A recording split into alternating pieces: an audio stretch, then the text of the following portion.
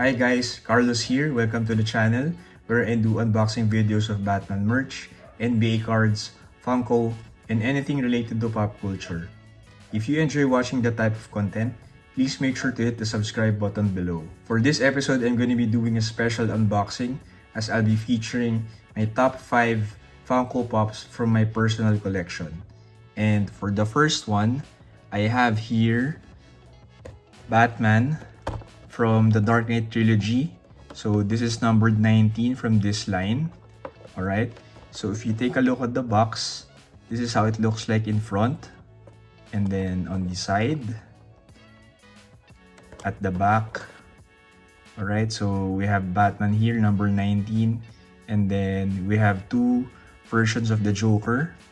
Alright, and then on the side again, from the top and the bottom part of the box. Alright, so this was produced back in 2016, as you can see here. Alright, so let's see how the pop looks like inside. So pag nag-open ako ng Funko Pop, what I do is I open the box from the bottom and then I pull out the clamshell. Alright, so this is what we call the clamshell or the plastic insert, and then here is the figure. So this is the Dark Knight from the second installment of the trilogy, of the Christopher Nolan trilogy. So ito na yung bat suit or the modified bat suit featuring Christian Bale. Alright, so the reason why I'm featuring this Batman is it's actually my favorite version of the Dark Knight in the live action movies. Alright, so it's very simple. Basically all black lang siya and with the utility belt standing out with the gold lining. Alright, so it has a very elegant look. Kaya this is part of my personal grails, so to speak. Alright, so this is my first of the 5. So I'll put it here, and then for my next favorite pop from my collection, it would be this one. Freddy Funko as the dynamic duo. So this is Batman also. This is from last year's Fun on the Run travel edition. Alright, so last year Funko celebrated its 25th anniversary, and part of their special releases, they came up with two types of special boxes, if you will. So the first one is the online edition. So yung box na yun had the Flash as the Freddy Funko figure, and yung Chase variant also was the Flash but in reverse colors. But for the travel edition, what you can get was, of course, ito nga, si Batman, and then the Chase figure would be Robin. Alright, so they formed the dynamic duo, and if you take a look at the side of the box here, and then from behind, so yung Batman na to comes from the classic TV series from 1966, featuring Adam West. Alright, as Batman. There we go. And then top of the box, and then from below. So actually this is gonna be the first time that I'm gonna be unboxing this figure. So let's take a closer look. So ganun pa rin. That's how I pull the figure from the box, lagging from the bottom. But of course, that's just my preference. Alright. And then the figure. Ayan. There's Freddy Funko as the dynamic duo. So, Batman.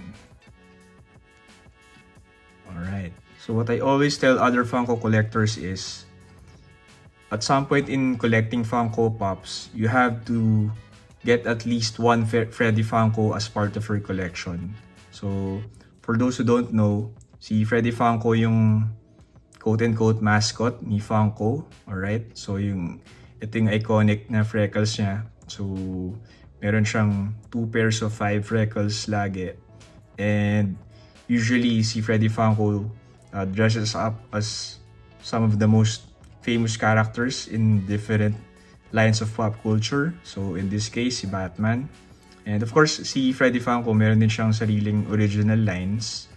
But yun na nga, more popularly known siya for dressing up as the different characters. So if you're collecting Funko Pops, you gotta have at least one Freddy in your collection. So at least that will give your collection an identity. Alright, so since I mostly collect Batman, so this is really a perfect fit for my collection. Alright, so that's the second figure of my top 5. Put it here.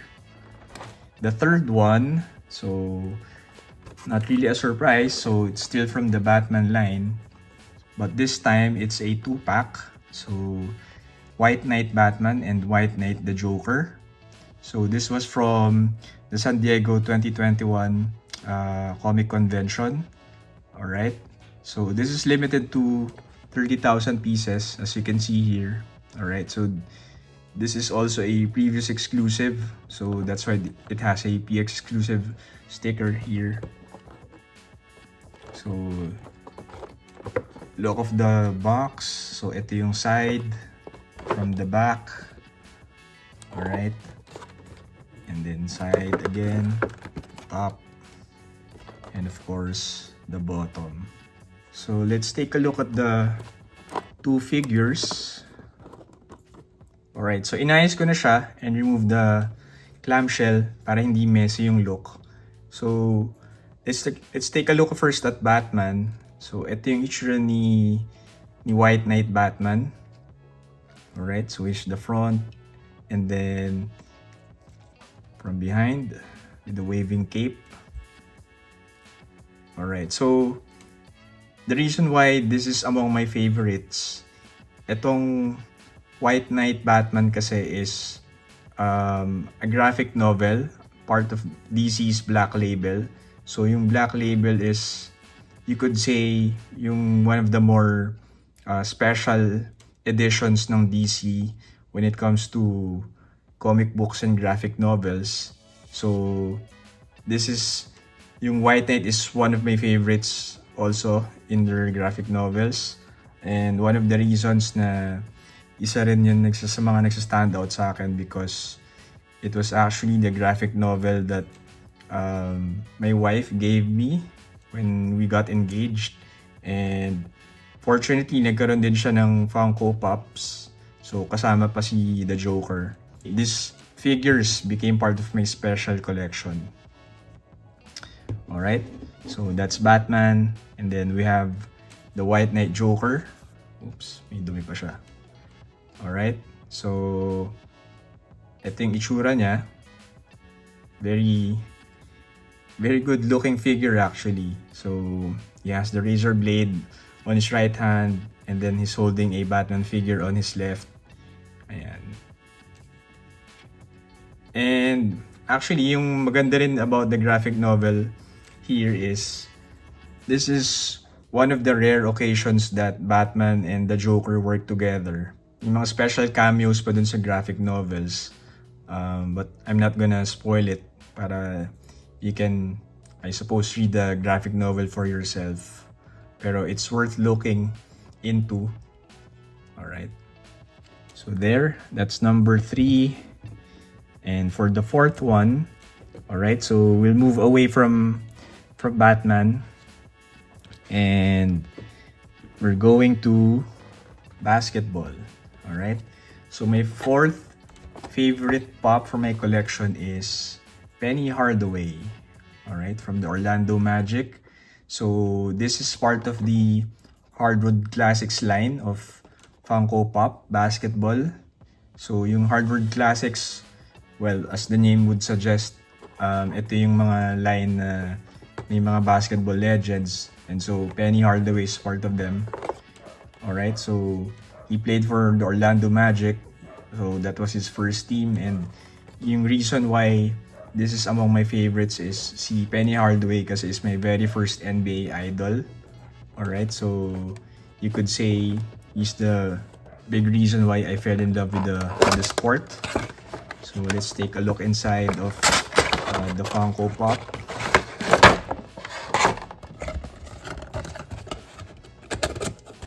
Alright, so here's the figure.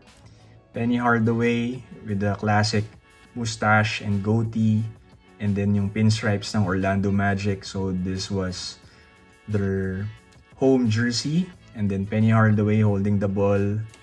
Ayan, Penny Hardaway. So I would say Penny Hardaway was one of the most popular and favorite basketball players of people who grew up in the 90s. So parang you could argue na he was the second coming of Magic Johnson. So he was a tall point guard and he was very flashy and played with a lot of flair. So talagang if you watch him play before he got injured, mabibilib ka talaga sa kanya. And yun na nga, yung style of play kasi niya very exciting. So especially during his time. So yun nga, unfortunately his career was hampered by injuries. So he's one of those players na yung may what if careers. Alright? But even then, he still made some all-star teams, and yun na nga, even Shaquille O'Neal acknowledged him as his favorite point guard to have played with. So there, that's Penny. And from one Shaquille O'Neal teammate to another, of course, it's Kobe Bryant. So Kobe Bryant is my fifth favorite Funko Pop from my collection. Alright, but of course, as you can see, given the nature of the casing here, hindi ko siya i-unbox, but I'm gonna be showing lang the different sides of it. Alright, so Kobe Bryant, ito yung look niya. So more than a personal grail, this is a legit grail also. So this is hard to find already. You won't be able to purchase this anymore in retail stores. So sa secondary market na lang. And even then, you're gonna have to spend a lot of money already to get this. Alright, so Kobe Bryant. So I think this is also appropriate to choose for me kasi lalo na recently Kobe Bryant's statue in crypto.com was recently unveiled in Los Angeles. So I suppose this is a good tribute for that also. Alright, so there you have it. These are my top 5 Funko Pops from my personal collection. So we have Batman from The Dark Knight, Freddy Funko as Batman from 1966, and then we have a pair here of Batman and the Joker from The White Knight, and then Penny Hardaway from Orlando Magic, and of course Kobe Bryant. By the way, I already chosen a winner for my Happy Meal giveaway for last month. If you want to find out the winner, please see the description below. If you're collecting Funko Pops, please comment in the section below which ones are your favorite from your collection. If you have any Funko Pops that you'd like to purchase, sino rin sila, so please let me know. And of course, make sure to also like this video and subscribe to my YouTube channel. Alright, so that's it for now. Thank you for watching and see you in the upcoming episodes.